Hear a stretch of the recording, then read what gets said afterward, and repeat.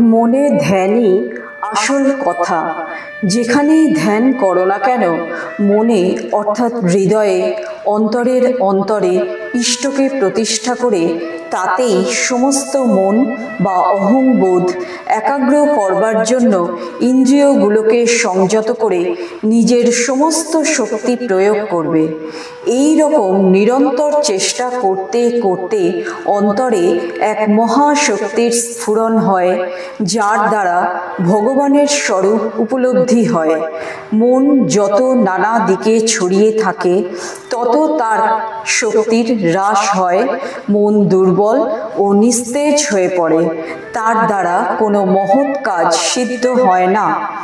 ধ্যান চোখ বুঝে অন্ধকারে করবে, জানলা খোলা রাখবে, ঘরে বদ্ধ বায়ু না হয়, কাপড় জামা ঢিলে রাখবে। ঠাকুর তার কোনো অন্তরঙ্গ